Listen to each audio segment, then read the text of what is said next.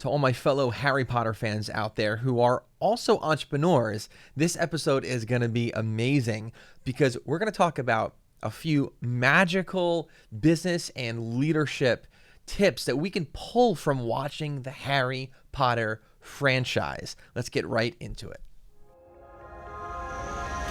This is Don't Fear Grit with Taormina. Marketing strategies and advertising technologies to help you build a better business. So I know this is definitely going to trigger all of my fellow Harry Potter fans out there, but even for those that have never watched, this series like in its entirety, maybe you caught a few of the movies, but you're not a huge fan. We all know the brand of Harry Potter, though, and we know the general premise of the Harry Potter story. But for those who are big fans, obviously we want to be able to pull from the Harry Potter story sort of real life scenarios and let it illustrate life, right? And but for a business owner like myself, I'm gonna watch Harry Potter through a little bit of a different lens. And today, I thought, what better topic to talk about, like business and leadership skills, and what better sort of way of illustrating that than Harry Potter? It's sort of fresh on my mind because my family, we're actually big Harry Potter fans. We recently actually went to Universal Studios. I'll actually pull up a picture of us for those of you who are not just listening, but you're watching the show on YouTube.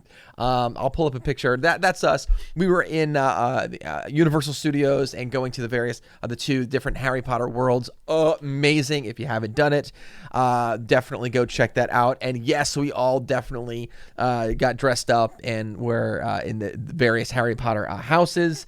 But anyway, we enjoy it. It's a lot of fun. So I figured, what better way, right? What more of a fun way can we talk about leadership than leveraging the storyline and what happens in the Harry Potter world to help give us this visual of these various leadership topics. Because there's actually a lot of them. And I know, like all movies, it could be a stretch. It's like, all right, it's kind of like you can kind of see what kind of point you're trying to make here. But I think visuals are really important when trying to explain various topics to people. And what better, again, like I'm repeating myself here, but I'm like, what better topic or movie franchise than Harry Potter, one of the most recognizable movie brands out there, than to help us to understand these really, really important points. Let's get right into here to these various magical lessons because there's a lot of them, and I think as entrepreneurs and even if you're not an entrepreneur but you are a leader in a certain capacity, I think what makes great leaders even better or greater is the fact they're always in a constant state of learning. Never make the assumption that you have made it just because, let's say, you've got a promotion, you got a new title, you opened up a brand new business, right? Or even you achieved a goal. These are all stepping stones to something even greater. So I want all of us, regardless of where we're at in our life, to understand we always should be in a constant state of learning. So I think this is going to be a really great episode, discussion for us to have, because I think that we all need to be growing more and more and more. And I think the lessons that we learn in Harry Potter are going to help us to really get those things. So the first one that I want to discuss here, the first magical lesson, I think, for all leaders and all people in business and as an entrepreneur, is to make sure that you are investing in a good team.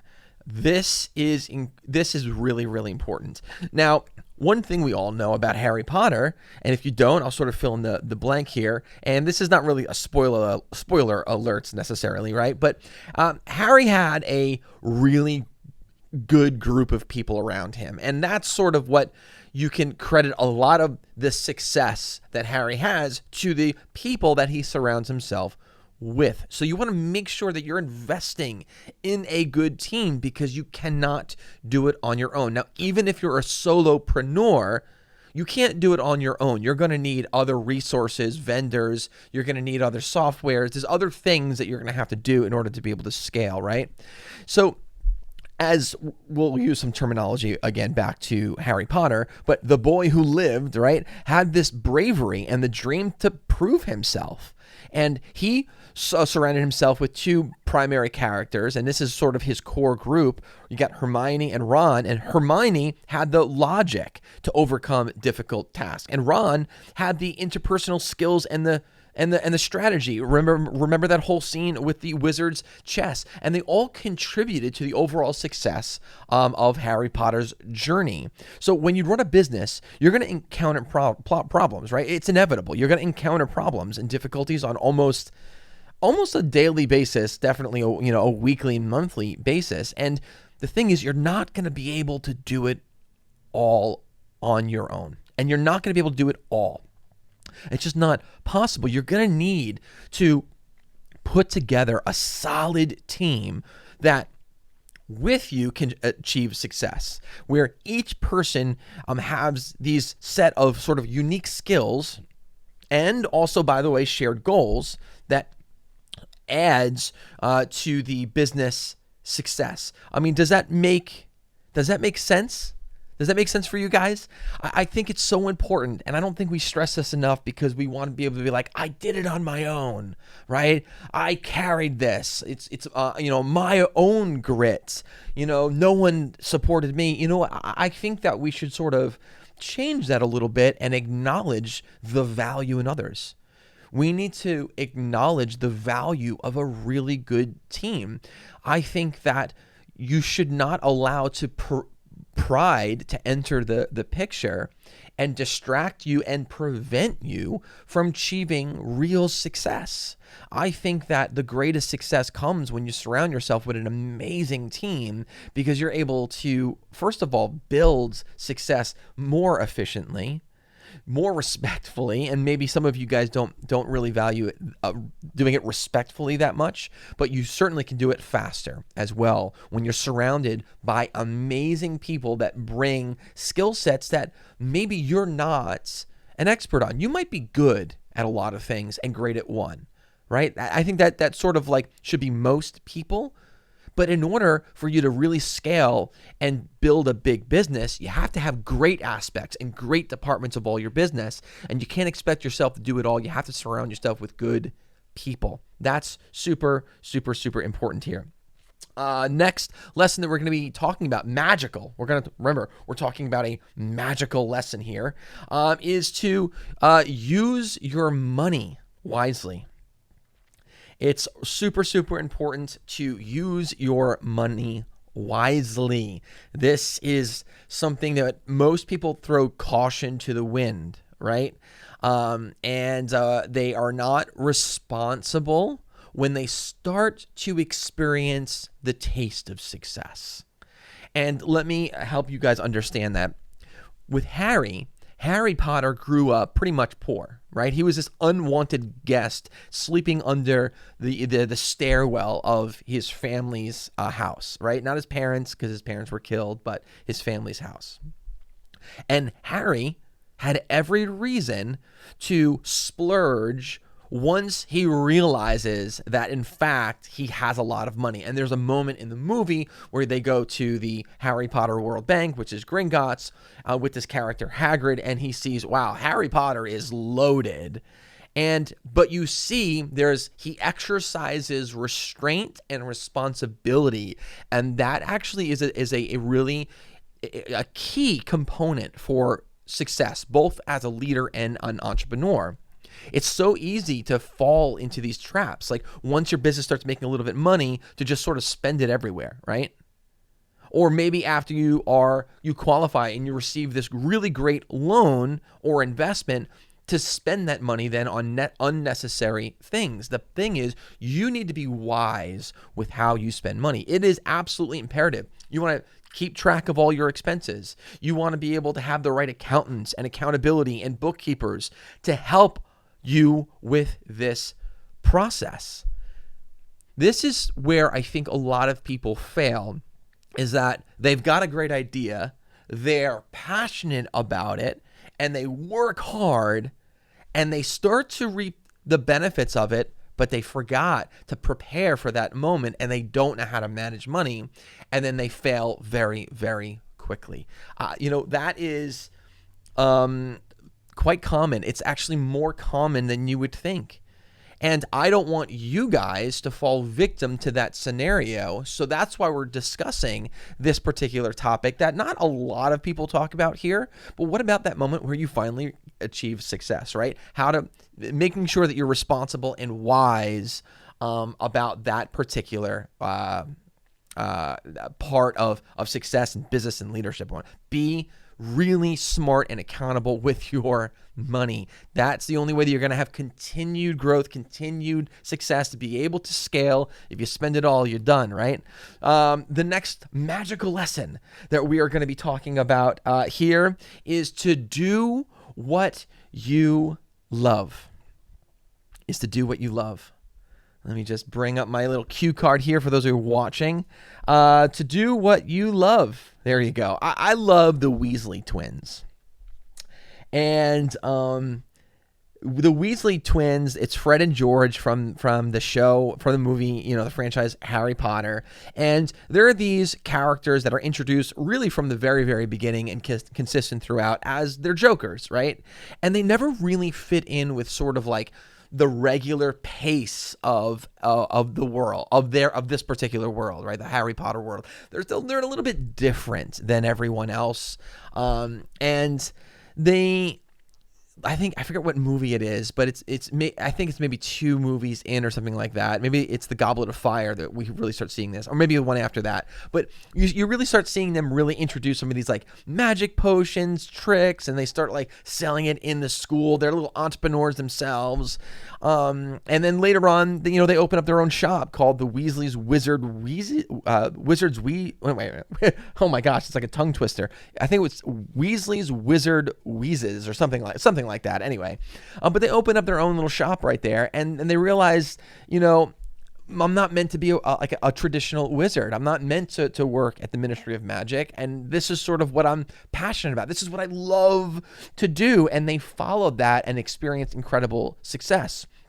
So, doing what you love. So what does this mean to you guys, right? So, doing what you love is the goal for, I would say, most entrepreneurs, most people in leadership. They would love to be able to, to do what you're passionate about and do what you love, right? Whether that, again, be these entrepreneurs, leaders, people who are self-employed, small business owners. And it is absolutely, I want to be clear, like it is absolutely a worthy goal to have, to build a world where you love what you do, right? Now, it may take quite a while to get there, but if you do it with passion and ingenuity, you're eventually going to succeed.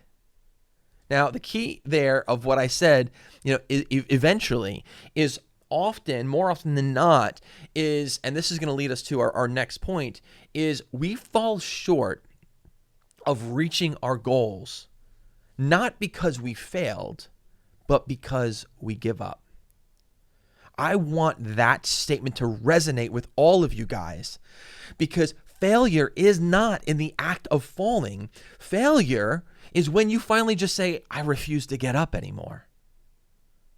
I don't want you guys to fail by definition of because you gave up, just because it was maybe too hard, or you didn't achieve your goal by the timeline maybe that you set for yourself, or you've been disappointed and discouraged because of outside factors constantly in your head and things being sort of thrown at you, because maybe there are lots of challenges and you say, you know what, these are variables I can't control. I'm not meant to do that. How many times have you actually heard someone say, you know what, I guess I'm just not meant to do it? Isn't that another way of saying I'm just going to give up? That's the moment when people fail. They fall short because they give up, actually, and not because they are actually failing at something. And I want that perspective to sink in, and I want it to change your mindset moving forward, because you never know if that next step is going to open up the door to the success that you've been waiting for. If you stop walking, you'll never know. So if you genuinely love what you do and genuinely believe that what you're doing can help other people and it's solving lots of problems, right? And you've done all your other homework, well, then you need to keep on pressing forward and do not give up. That is also the next lesson here that we are going to discuss. Let me just pull up my little slide, because this is a big one. I think this is probably the central theme of Harry Potter, right? Don't give up. Harry's life, if again, I know I'm making a lot of assumptions that people have watched Harry Potter, but I think pretty much everyone understands or is aware of the story of Harry Potter, right? But Harry's life was like crazy difficult. His parents are killed by this like evil wizard. He has to live with his uncle, aunt, and cousin who absolutely hate him. He loses his godfather, called Sirius Black, literally right after finding him and finding this out. He literally is injured all the time, breaks his bones. This is a kid who experiences a tremendous amount of adversity. And what did he do? Did he cry? Did he complain? Did he pout? Yeah, many times. But did he give up? No, he didn't give up. He actually saw his success through the whole entire process and was persevering through those moments of adversity where everyone else would have been like, it's okay for you to give up here. He didn't, because he saw something bigger that he was actually working towards. You should always keep this lesson with you. This is the one big one I really want you guys to keep with you, because as I mentioned before, small businesses actually fail a whole lot. They fail a lot. The statistics, you can sort of look this up online. 50% of businesses fail after the first year. 95% of all businesses fail within the next 5 years. And they do so for various reasons. I'll acknowledge that. And you know what? You're going to face a lot of problems. But through it all, I want you to really let this sink in. Let this be carved in your mind, so the next time you're experiencing adversity, you're going to pull this up, and this is what is going to really help you take that next step forward. You cannot give up. Most people give up. And that's actually the moment of true failure, is because it's the decision to give up. Moments of difficulty are not failure. That's not failure. You giving up is actually when you finally fail at something. So I know maybe my tone is a little bit different than I normally have during this particular show, right? Normally I have a very, very sort of positive approach. I'm an optimistic person. You guys probably know that about me by now, right? But I'm getting a little serious right now because what I've observed, and I see this so often, and I don't want it to happen to everyone who listens to the show or watches the show, is I see that they're giving up just short of their victory. And your victory is going to come. It might not be your next step. It might not be maybe even next year, but your victory will come if you persevere and continue to pursue it. The only way for you to finish the race is for you to cross the finish line. You can't stop midway through the race and say, I finished the race. You got to continue to the end and cross the finish line. That is so very important. Our next magical lesson that we're going to be discussing is the importance, let me just pull this up here, is the importance to choose your tools wisely. You want to choose your tools really, really well. In the case of Harry, some of the tools that it was, and the show, the movie, like throughout every single movie of the entire franchise stresses the importance of the wand, right? It's not just any wand, but the right wand. And in his case, it's the wand, the invisibility cloak, the Marauder's map. Without these tools, it would have been nearly impossible for Harry Potter to defeat Voldemort and all these like Death Eaters and all these other crazy things, right? When you run your own business, you're also going to need the right tools to ensure your success. That means you're going to need the right hardware, right? It could be computers, phones, and whatever other specific tools that you're going to need to work. That's the reality of it. So again, it's not just the idea that is going to make you successful. It's going to be building out the infrastructure, surrounding yourself with also the right tools that are going to aid you in your journey to success. And there are a lot of amazing tools out there that complement leaders and entrepreneurs and help them along the way. I guarantee you give me anyone who's successful, they absolutely have an arsenal of tools that help them accomplish their tasks, whether it be their daily, weekly, monthly, annual tasks. They have tools. I mean, it's the reality of it. It would be like, imagine a construction worker trying to go build a house, but he has no tools, none. And it's like, all right, here's a forest. No, go build me a house. But you have no tools. That's not realistic. What is the construction worker going to do? Well, he's going to bring his toolbox. And he's going to bring not just any tools, he's going to bring the right tools for the job, because now there are different tools for each different job. Just like for you, there's going to be different tools for each project, for each moment, for each scenario. It's important for you to do your due diligence, research, and find the right tools that can complement what it is that you are doing.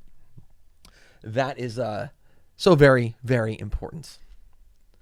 The next up, let me just, I'm trying to change my slide here. The next thing, the next one is, this is a hard one.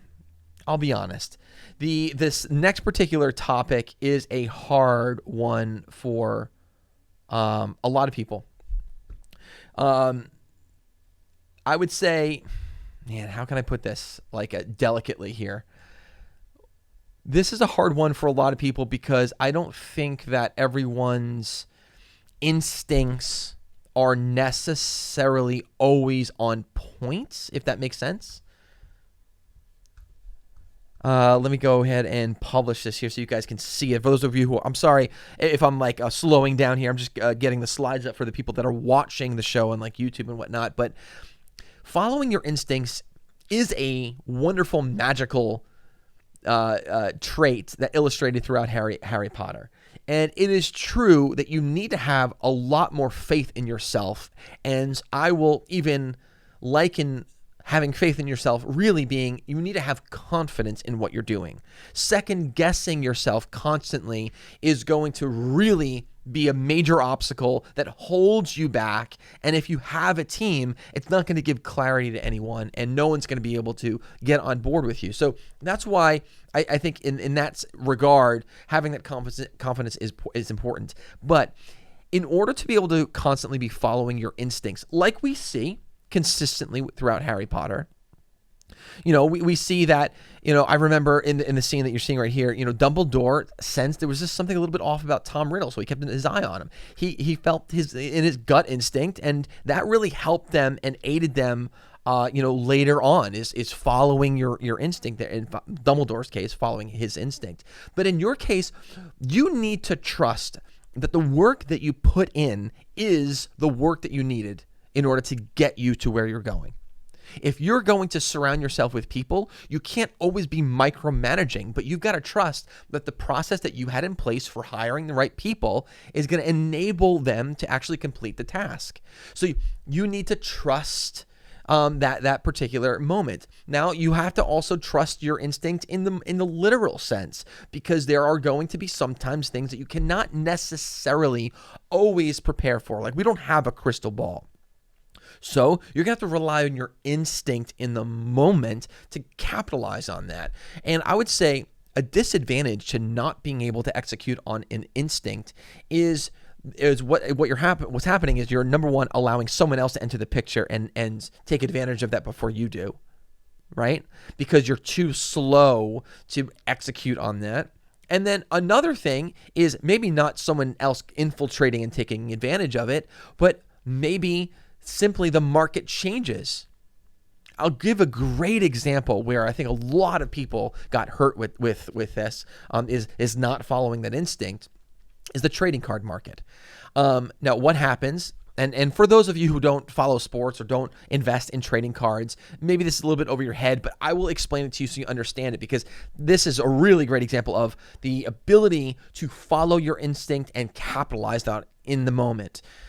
With the trading card market, there are definitely very, very big changes in the market, and they are going to be impacted by the playing ability of certain athletes, and or someone retiring or unretiring. Like, these are all different variables that contribute to the success and the value of these cards. Now, if you got an instinct that based on the successful play of a player, his cards are going to go up, well, then you follow that instinct and you capitalize on it and sell. A lot of people hold. Oh, it's going to go up even more, not understanding there are all these other variables at play here, and the person gets hurt, they have to retire, and then the card loses value.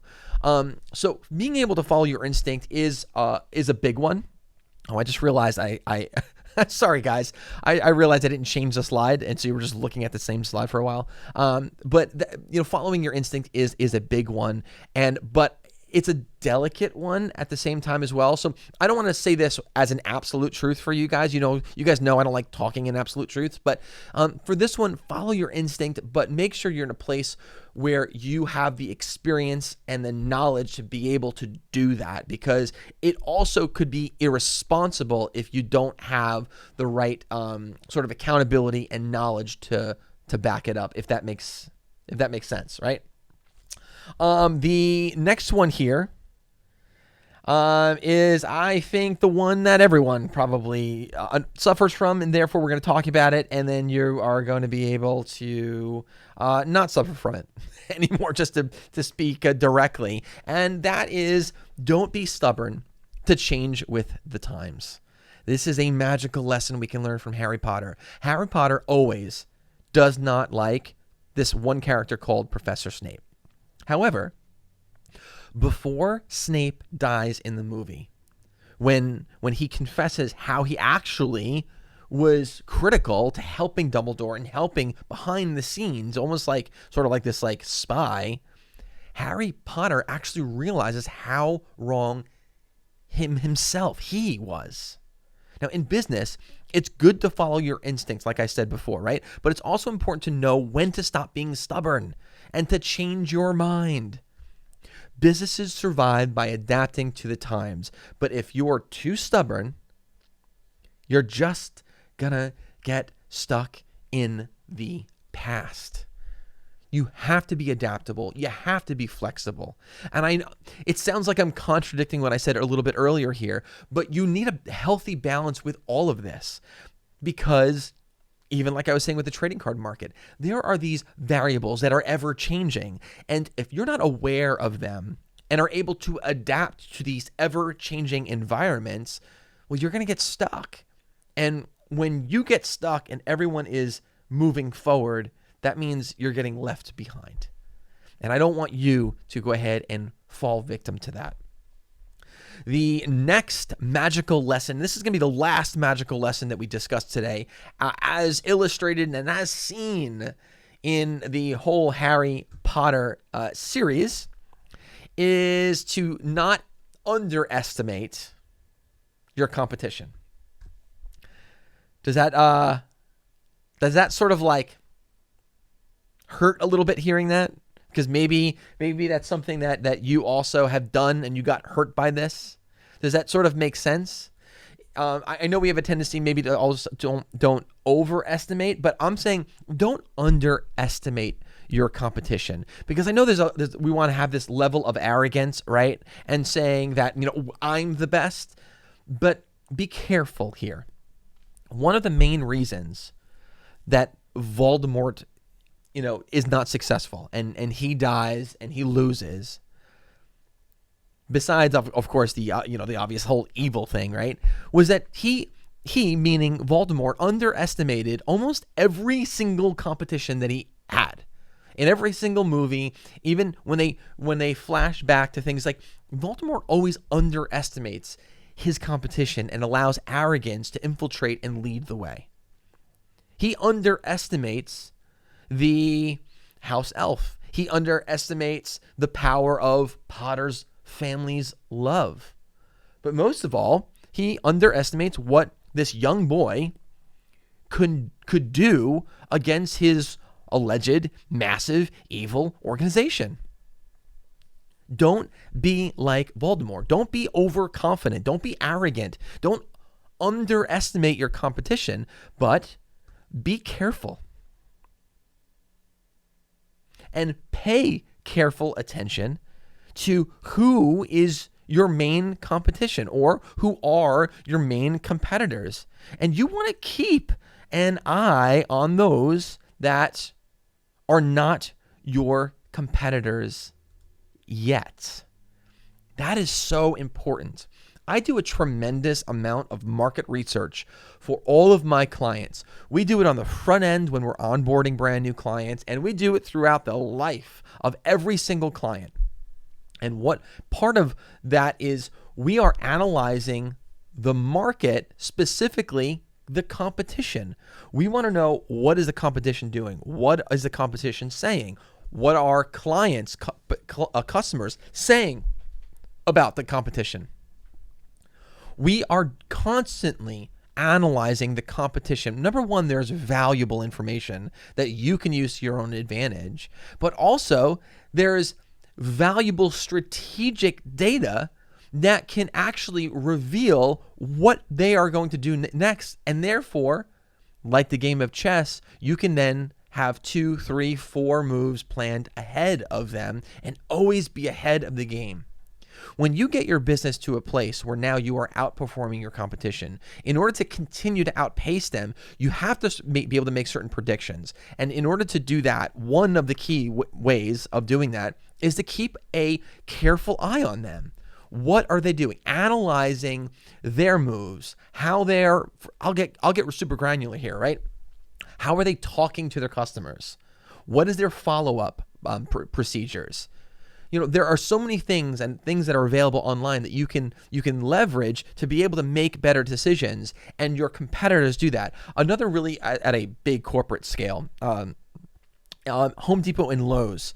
I remember when Lowe's was first scaling and going everywhere, and one of their primary market sources of market information was, no surprise, Home Depot.